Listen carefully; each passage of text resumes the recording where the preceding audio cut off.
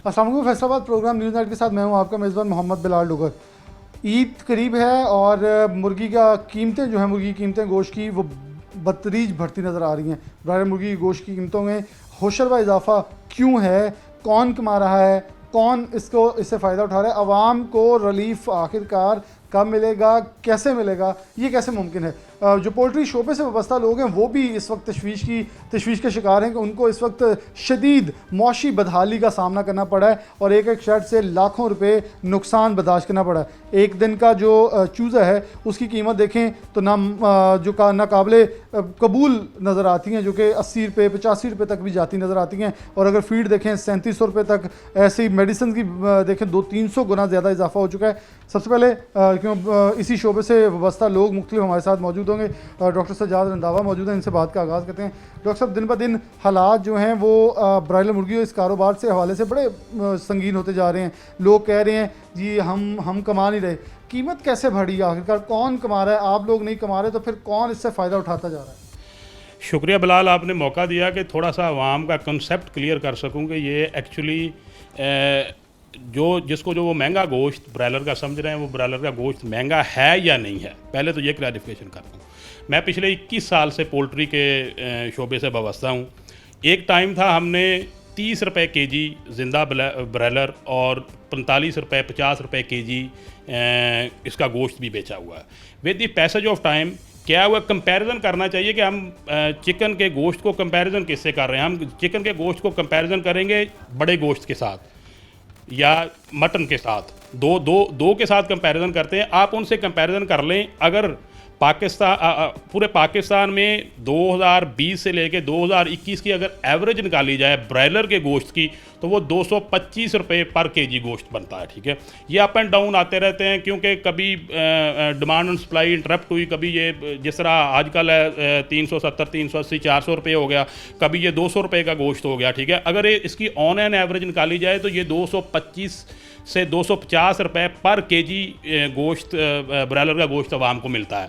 इसका आप कंपैरिजन कर लें बड़े गोश्त के साथ, वो पूरे साल का 450 से 500 रुपये आपको मिल रहा है। अब उसके बाद मटन के साथ कर लें, वो मिल रहा है आपको 1100 से 1200 रुपये केजी। ये अभी भी चीप है, लेकिन अवाम समझती क्या है? अवाम समझती है कि ये चूँकि हमने इसको 200 रुपये केजी गोश्त को ख़रीदा हुआ है, ये आज 370 रुपये और 400 क्यों था। ये कंसेप्ट ये करने वाला है था कि जब 200 रुपये केजी में आपने गोश्त ख़रीदा है ब्रायलर का, तब हम फार्मर जो लोग इस बिज़नेस में उनको हैवी लॉसेज हुए हैं, वो हैवी लॉसेज में आपने जो ना उसको ख़रीदा हुआ है।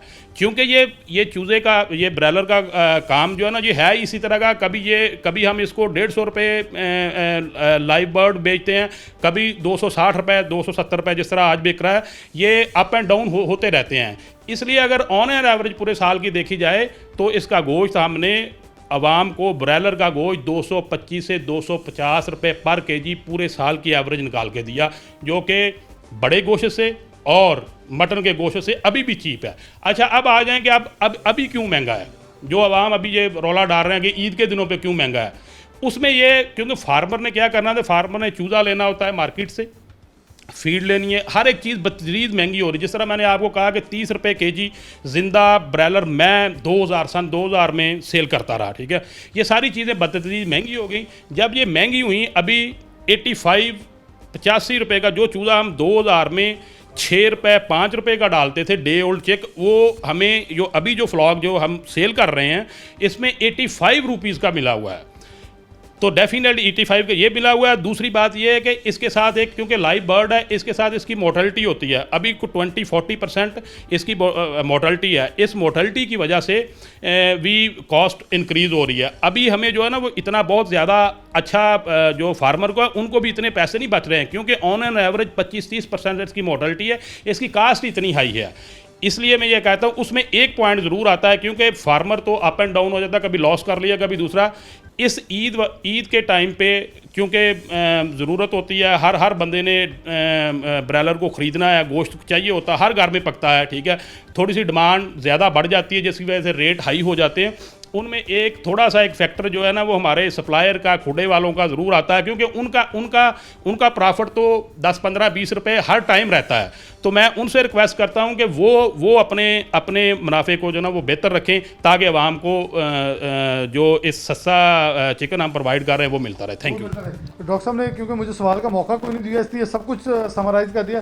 डॉक्टर साहब आप बता दें, राना शाह साहब मौजूद हैं, मारूफ ये फार्मर हैं और इस सनत से, मैं इसे सनत ही कहता हूँ, इस कारोबार से वाबस्ता है, क्योंकि ये एक बहुत बड़ी शोबा है। राना साहब बहुत शुक्रिया।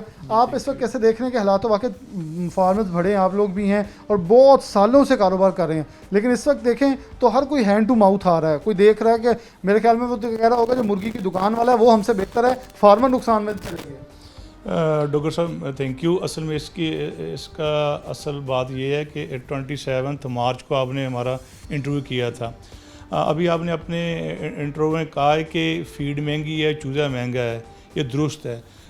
देखें कि 90 रुपये का ऑन एवरेज चूज़ा है, दूसरा फ़ीड 3700 रुपये की है। लेकिन जो सब अब जो नोवा डेज़ आजकल जो इशू चल रहा है कि ब्रायलर क्यों महंगा है, इसकी सबसे बड़ी वजह यह है कि डिज़ीज़ बहुत ज़्यादा है। तकरीबन आप कह लें कि 95% जो हमारे फार्म हैं वो हिट हो रहे हैं डिज़ीज़ से। कह लें कि 20 से 25% सिर्फ ब्रायलर तैयार हो रहा है। इसलिए जब कह लें कि डिमांड और सप्लाई पे डिपेंड करता है। एक तो ये वजह है कि क्यों महंगा है कि माल मार्केट में कम अवेलेबल है डिज़ीज़ की वजह से, और हैवी लॉसेस हो रहे हैं फार्मर को। दूसरा आपने खुद ही बताया कि फ़ीड बहुत महंगी है, और वजह क्या है कि 3700 रुपये तक बैग जा चुका है, मेडिसिन में 200-300 गुना इजाफा, ये ऑन रिकॉर्ड है। लेकिन आखिर वजूहात ऐसी क्या बनी कि इतनी कीमतें बढ़ गई और कोई पूछने वाला नहीं? असल में डॉक्टर साहब देखिए, पाकिस्तान का अलमिया है, हमारी गवर्नमेंट का अलमिया है या रियासत का अलमिया है, देख लें कि चेक एंड बैलेंस नहीं है। हालांकि तुक नहीं बनती कि 3700 रुपये की फ़ीड हो जाए। मैं ये कहता हूँ कि ये अलमिया है, जैसे डॉक्टर साहब ने बताया कि 10 साल पहले भी रेट यही था ब्रायलर का, आज भी वही रेट है। तब फीड का बैग 1200 रुपये था, आज 3700 रुपये का है। इसी वजह से कोई पूछने वाला नहीं है। इस पर चेक एंड बैलेंस होना चाहिए कि फ़ीड का एक रेट होना चाहिए, कोई अथॉरिटी होनी चाहिए, गवर्नमेंट को पूछना चाहिए कि रेट कैसे बढ़ते हैं या चूज़े का रेट इतना ज़्यादा क्यों है, क्योंकि ये फ़ीड जो है ये फूड आइटम है और वाम के लिए ज़रूरी है। मैं कहता हूँ यार, लास्ट मेरी बात है कि मैं कहता हूँ ईद पे मुश्किल से लोगों को ब्रायलर मिलेगा, और मुझे लग रहा है कि 500 रुपये गोश्त हो जाएगा, 500 का गोश्त हो जाएगा। ये बात क्योंकि सरकारी निर्खनामे के ऊपर फिर से कीमत 350-378 ही आएगी। लेकिन जो उन्होंने बात की वो बहुत इंपॉर्टेंट है, क्योंकि अभी भी आप गली बाज़ारों के अंदर जाएं, मोहल्लों के अंदर 450 तक ब्रायलर का गोश्त बिक रहा है, तो 500 तो छुआ पड़ा है। और ये जो बात बड़ी इस वक्त हौलनाक है कि मिलेगा नहीं। ब्रेक के बाद दोबारा हाजिर होते हैं।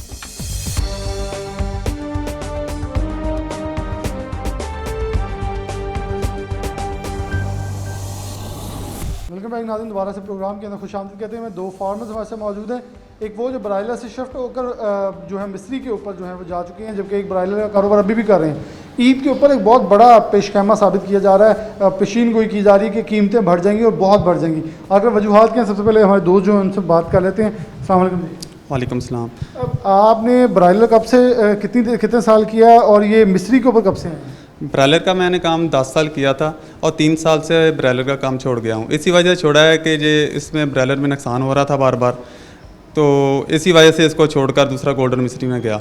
और इसके फीडों के रेट इतने ज़्यादा हाई हो गए थे, कोई गवर्नमेंट ने इसमें किसी से पूछा कि इसका रेट कंट्रोल करे, और ना चूज़े का रेट कंट्रोल किया। 80 रुपये में अब एक चूज़ा मिल रहा है एक दिन का, तो 200 रुपये प्लस में अभी ये इसका ना कास्ट बढ़ रही है।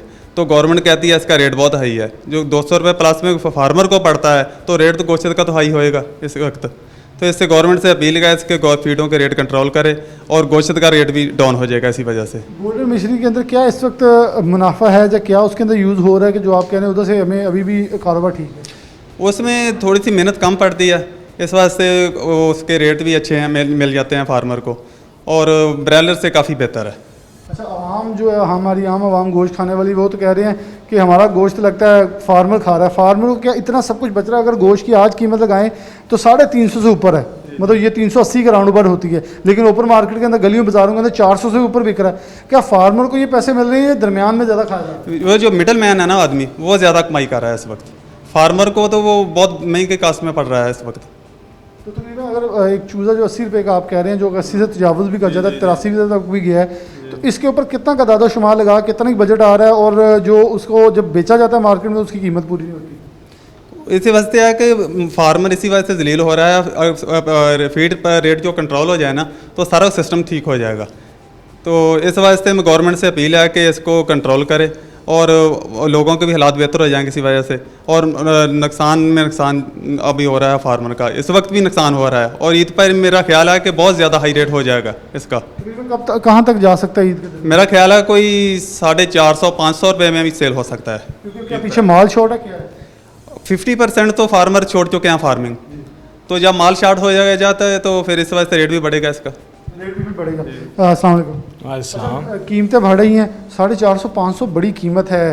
फार्मर को अभी भी अच्छा 225 मिल रहा है, ब्रायलर जो फार्म से लेके आता है, लेकिन मिडल मैन क्या इतना ज़्यादा मजबूत है जो नॉन रजिस्टर्ड है, टैक्स भी नहीं दिया जा रहा, किसी को पता भी नहीं है कौन है, वो इधर से फ़ोन उठाता है उधर देता है और सब कुछ गेम उल्ट कर देता है। जी बिस्मिल्लाहिर्रहमानिर्रहीम। इस तरह है कि मिडल मैन का भी इतना कोई अपना रोल नहीं इसमें, ज़्यादा जितने हाई रेट्स हो गए हैं तो उसको भी रात को माल नहीं मिलता, क्योंकि माल की शार्टेज है। एक तो डिज़ीज़ का बहुत लोड है आजकल, उसकी वजह से माल प्रॉपर पल नहीं रहे, और ऊपर से उसकी कास्ट बहुत ज़्यादा हो गई। 80 रुपये का चूज़ा एक दिन का मिल रहा है, फीड की कास्ट बहुत ज़्यादा है। तो जो फार्मर है ना वो फ्लाक प्लेस करने से डरता है कि अगर मैंने ये फ्लाक डाला और इसमें कोई डिज़ीज़ आ गई, तैयार ना हुआ, या कोरोना लॉकडाउन की वजह से यकदम कोई मसला मसाइल बन गया, फ्लाक मेरा ना बिका, तो पर फ्लाक को 40-50 लाख का ना उसको नुकसान हो जाता है। पीछे हुए भी हैं। इस वजह से एक तो माल कम प्लेस हो रहा है फार्मों में, और दूसरा अभी ये जो एक माल लगा है ना इसमें डिज़ीज़ का बहुत लोड है। तो डिज़ीज़ की वजह से भी माल को 50% तैयार नहीं हुए। उस वजह से अब इस वक्त तो बहुत ज़्यादा ही शॉर्टेज चल रही है मार्केट में। मार्केट की डिमांड के हिसाब से पीछे से माल नहीं आ रहा। लेकिन डिमांड में सप्लाई कितनी, अगर हम आदाद शुमार लगाएं तो कितनी डिमांड है, कितनी सप्लाई हो रही है? ये आप समझ लें कि अगर डिमांड 100 है ना तो उसको पीछे से 60-70% माल मिल रहा है इस वक्त। बाकी माल अब रेट ज़्यादा होने की वजह से फिर उसकी कंजप्शन कम हुई है, माल पल नहीं रहे, और कॉस्ट बहुत ज़्यादा है। नुकसान होने की वजह से फार्मर काफ़ी छोड़ गए हैं माल। अब ये कोई कांस्टेंट पॉलिसी गवर्नमेंट दे फार्मर को भी, ताकि नुकसान कम हो, तो फिर ये दोबारा नए सिरे से इसमें जान आएगी। नहीं तो ये अगर इसी तरह ये बेतवज्जी अदम तवज्जी का शिकार रहा तो फिर ये रेट दिन ब दिन बढ़ ही जाएगा गोश्त का, जब तक इसकी पीछे से सप्लाई बेहतर नहीं होगी। अच्छा, सप्लाई बेहतर के पीछे से जो चूज़े का फादर ब्रीड है वो भी कम आ रही है पाकिस्तान में, 50% वो कम हो गई है। तो ये तो दिन ब दिन शॉर्टेज पैदा हो जाएगी। और क्या फार्मर को इसके अंदर कोई फ़ायदा हो रहा है? क्योंकि हमेशा जो मिडल मैन है फार्मर को दबाता था, अब तो फार्मर की बारी यही कि वो अपनी मर्ज़ी से रेट ले सकता है, या ले रहा है, या कुछ ऐसी चीज़ें फार्मर को फ़ायदेमंद में हैं। फार्मर को नहीं, फार्मर उधर ही है, उसके अगर 6 फ्लाक उसने डाले हैं, 3 उसके बीमारी से ख़राब हो जाते हैं, 3 में रेट मिलता है तो वो बस बराबर में ही खड़ा है। तो पीछे से चूज़ा जब तक ज़्यादा नहीं आएगा, चूज़े वालों को भी ज़्यादा से ज़्यादा लॉस हुए हैं। ये जो इसकी कांस्टेंट पॉलिसीज़ नहीं है ना उसकी वजह से, कि कभी चूज़ा 2 रुपये का बिक रहा है ड्रम हो रहा है, और कभी 80 का बिक रहा है। तो कंपनी जो है ना वो डिफ़ॉल्ट करके, तकरीबन पाकिस्तान में 5-6 बड़ी कंपनी रह गई हैं, बाकी सब कंपनी डिफ़ॉल्ट करके ख़त्म हो गई हैं। चलो मैं आपसे बात का सिलसिला जारी रखूँगा। क्या रानीखेत तो ऐसी बीमारी में गोल्डन मिस्ट्री की तरफ भी आती है? इसमें भी आती हैं सारी बीमारियाँ, ब्रायलर वाली हैं इसी में भी। तो उसका तदारक कैसे किया जाए? जैसे गोल्डन मिस्ट्री का इस वक्त अगर देखा जाए तो आप कैसे देख रहे हैं कि उसको बीमारी से इस वक्त महफूज है जो इस वक्त ब्रायलर के ऊपर हमला हुआ है? असल में वो थोड़ी सी सख्त जान है, थोड़ी सी बर्दाश्त कर जाती है, और ब्रायलर बर्दाश्त नहीं करता बीमारी, उसमें फिर भी बचत हो जाती है गोल्डन मिस्ट्री में। बाकी जो न्यूट्रिएंट्स हैं और बाकी चीज़ें हैं वो ब्रायलर से क्या ज़्यादा बेहतर है? लोग इसे कहते हैं कितने दिनों में गोल्डन मिस्ट्री जो तैयार हो? नहीं, वो भी 3 माह ले जाता है तैयार होने में। हाँ, ज़्यादा टाइम लगता है। ईद पे क्या सप्लाई इसकी ज़्यादा हो सकती है कि लोगों ने पहले डाला हो गोल्डन मिस्ट्री आ जाए, क्योंकि ब्रायलर की खेप के अंदर बहुत ज़्यादा कमी वाक़ई हुई है? नहीं, इस वक्त तो गोल्डन मिस्ट्री भी शार्ट है, उसका भी रेट हाई है इस वक्त। कितने रुपये किलो जा रहा है? तकरीबन है कोई 450 रुपये जिंदा KG। और ये ईद तक कहाँ कितने तक जा सकता है?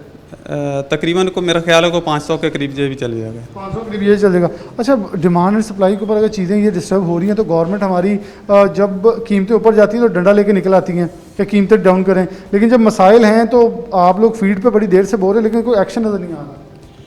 ये जब तक हमारे गवर्नमेंट सोयाबीन पे तवज्जो नहीं ना देती, सोयाबीन लोकल जब तक प्रोड्यूस नहीं होती, फीड के रेट्स नहीं डाउन होंगे। मकई हमारे अच्छी फसल हो जाती है, जब अच्छी फसल हो जाती है क्वालिटी भी बेहतर हो जाती है फीड की, तो लेकिन सोयाबीन की वजह से मार पड़ती है और बाकी सारी चीज़ें जो बाहर से आती हैं।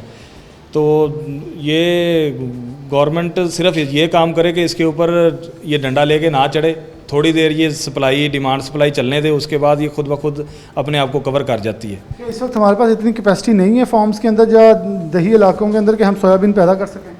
नहीं, ये गवर्नमेंट ने पॉलिसी देनी है कि जब फार्मर को वो इनिशिएटिव देगी, उसको दिखाएगी कि आपकी फसल जब तैयार होगी हम उठाएंगे, उसको सेमिनार करेगी, उसको कर्जे देगी उसके ऊपर। सोयाबीन को जैसे ये गंदम के ऊपर उसको रियायती कीमत दे रहे हैं, को पॉलिसी अच्छी बनाएगी ना तो फिर फार्मर इस तरफ अट्रैक्ट होगा। लेकिन मिल सकती है?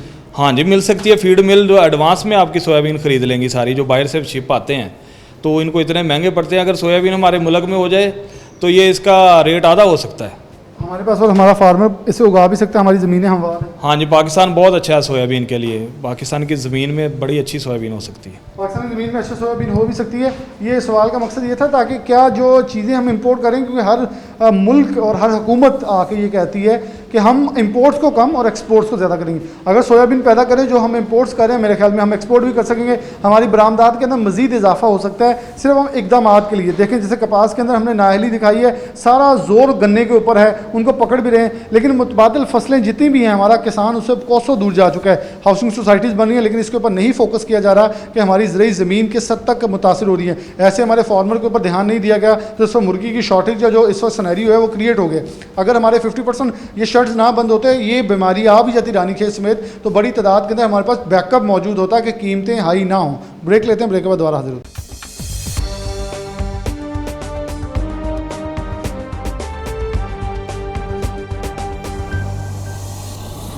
वेलकम बैक नाज़रीन, दोबारा से प्रोग्राम में खुशामदीद कहते हैं। प्रोग्राम का आखिरी हिस्सा है।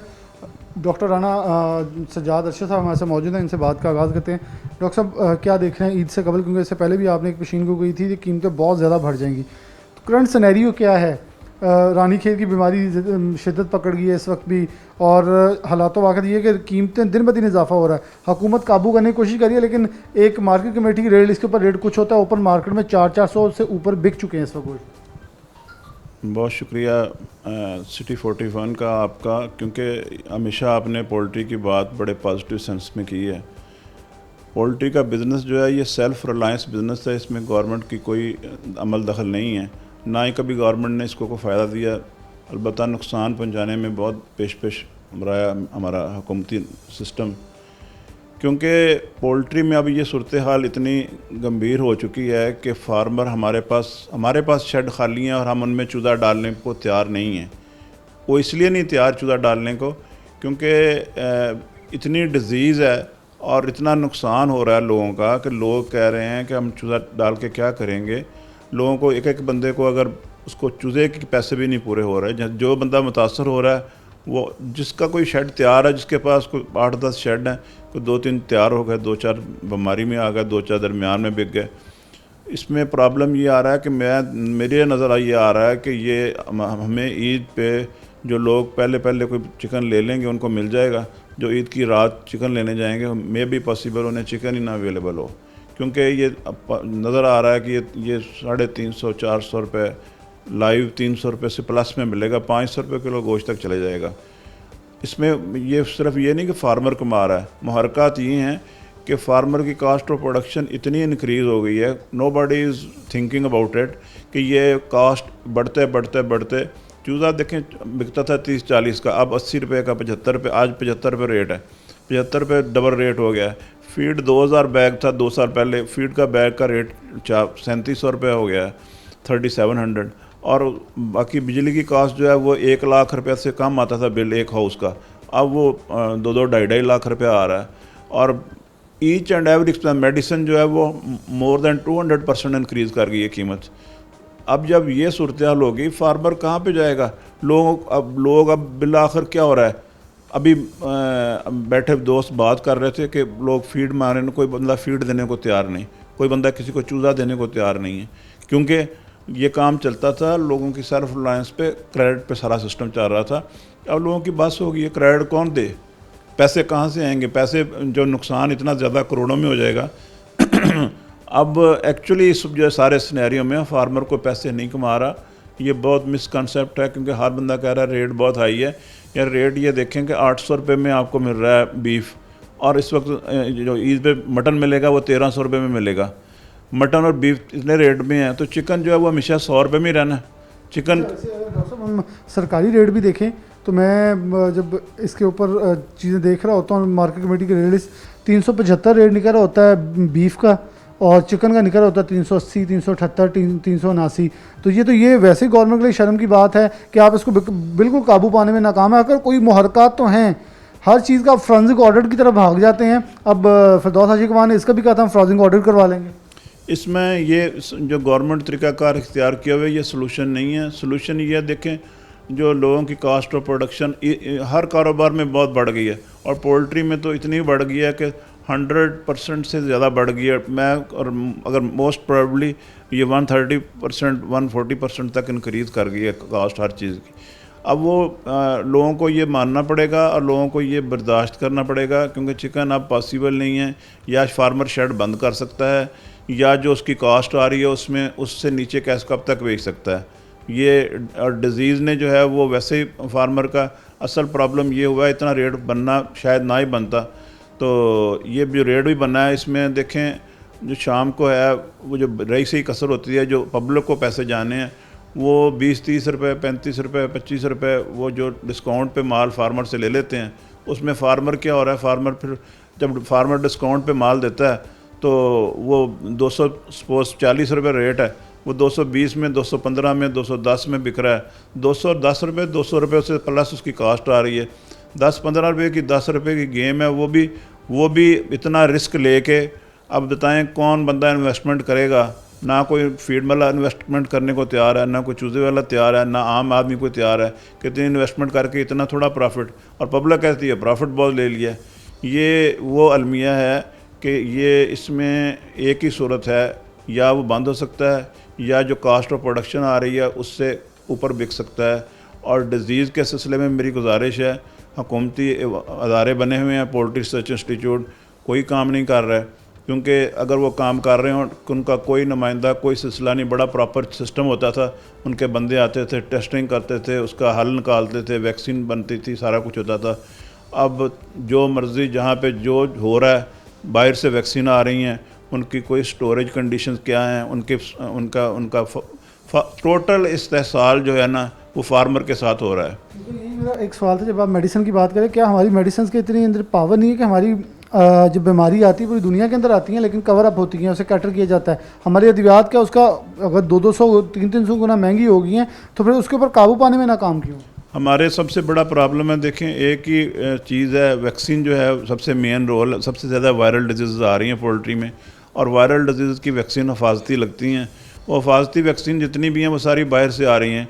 कम अज़ कम ये तो मेक श्योर करें कि इसकी प्रॉपर स्टोरेज है, जो कस्टम जो क्लियर करते हैं इनकी स्टोरेज प्रॉपर है, ये इनकी जो बंदा मंगवा रहा है वो भी इसको मेक श्योर करे, क्योंकि फार्मर का लॉस जो है ये सिर्फ पैसा जो नुकसान होता है अकेले फार्मर का नुकसान नहीं, इस मुल्क का भी नुकसान है। पैसा निकलता जा रहा है फार्मर के पास से भी और लोगों के पास से भी। अब ये इसका हल जो है यही है कि हुकूमत जो है फार्मर को सब्सिडी भी दे, और अदरवाइज़ ये कारोबार करना मुश्किल है। और आने वाले वक्त में देख रहा हूँ कि लोगों को ये ब्रायलर के शोबे में भी बहुत लोग जो हैं, ये लोगों ने जो बड़े बड़े काम कर रहे थे उन्होंने कोई और काम शुरू कर दिए हैं कि यार इसमें सर्वाइवल नहीं है। अगर इतना अच्छा हो तो कोई बंदा दूसरे और कारोबार साथ शुरू ना करे या कहीं और साइड पे ना निकलने की कोशिश करे। क्या हुकूमत की ये फ्रांसिक ऑडिट वाली कहानियाँ जो हैं ये कोई सदेबाब कर सकती हैं, या किसी और तरफ और रुख जाना होगा? उन्हें तो एक ही पता है कि महंगा हो गया है, क्यों हो गया है, दुकानों पे छापे मारने हैं, फार्मर को ये तंग करना है, ये तो तरीक़ाकार नहीं है। बैठ के हमारे साथ करें। हमने उन्हें बहुत दफ़ा बताया भी है हुकूमती सिस्टम को कि ये देखें, कास्ट ऑफ प्रोडक्शन कैलकुलेट कर लें हमारे से, कास्ट ऑफ प्रोडक्शन क्या आ रही है, और जो अगर दरमियान में जो डिज़ीज़ का फ्लाक एक आता है वो फार्मर कई साल नहीं उस डिज़ीज़ के फ्लाक से निकलता। अब ये तो नहीं ना कि जो अपना घर बार है वो सारा बेच के इसी काम में लगा दे, बच्चों की छत भी ख़त्म कर दे। यही हाल हो रहा है, और बहुत लोग निकल चुके हैं, बहुत लोग रेंट पे आए थे कि देखने के लिए नया कि हम सिस्टम में आएँ। इसका तरीक़ाकार ये है कि हमें सोयाबीन जो है वो उसमें भी मिलनी चाहिए, रिलीफ मिलनी चाहिए, जो मकई के रेट हैं, और जो रेट्स हैं उसकी भी असेसमेंट का पूरा तरीक़ाकार होना चाहिए, शोबा होना चाहिए कि फ़ीड की कॉस्ट क्या आ रही है। अभी मकई अगर अभी सीज़न आ रहा है जून में, अगर ये 700 रुपये बिकती है तो 700 रुपये के हिसाब से फ़ीड कैलकुलेट होनी चाहिए, और फ़ीड जाके कैलकुलेट वहाँ 1800 पे नहीं होनी चाहिए कि 1800 2000 रुपये मकई के रेट से कैलकुलेट हो। ये गवर्नमेंट को एक ऐसा शुबा बनाना चाहिए कि जब रेट्स मटेरियल के कम होते हैं उस वक्त फ़ीड भी कैलकुलेट हो हर माह, जिस तरह पेट्रोल की कीमतें कैलकुलेट होती हैं, मकई की, गंदम, इसकी जो चीज़ें इसमें डलती हैं, सोयाबीन, जो उसके रेट्स हैं उनके मुताबिक इनकी एडजस्टमेंट हो। रेट एक दफ़ा बढ़ जाते हैं, 600 रुपये पर रेट बढ़े हैं, 1800 रुपये पर रेट चले गए हैं, 1800 के हिसाब से मकई उन्होंने कैलकुलेट कर ली है। जब वो वापस 600, 700, 800 पे आती है तो उस हिसाब से फ़ीड की कीमत कम नहीं होती। चूज़े की कीमत जो है वो तो इन अकॉर्डेंस चलती है, जो चूज़ा जब लोगों की डिमांड है वो रेट बढ़ाते जाते हैं। लेकिन ये भी, इसका भी कोई तरीक़ाकार होना चाहिए। ये भी अगर 40-45 रुपये कॉस्ट करता है तो ये 80 रुपये में फार्मर को, तो अगर सपोज डिजीज़ आ गई तो वो उसके 80 नहीं पूरे हो रहे। एक परसों में एक बंदे ने माल बेचा, मैं खुद बड़ा हैरान हूँ, उसे 135 रुपये पर बर्ड नुकसान हुआ है, 135 रुपये पर बर्ड। अब डिज़ीज़ आ गया, वो मेरा अपना ये अंदाज़ा है कि ये वो कई साल उस फिनोमेना से नहीं निकल सकता। बिल्कुल वैसे फिनोमेनन से नहीं निकल सकता। डॉक्टर साहब ने बहुत ही ब्रीफली हर चीज़ के पॉइंट को है वो एलेबोरेट किया, क्योंकि आप सेक्रेटरी जनरल भी हैं पंजाब के, जो वेटरनरी डॉक्टर्स एसोसिएशन उनकी है ख़ास तौर पर।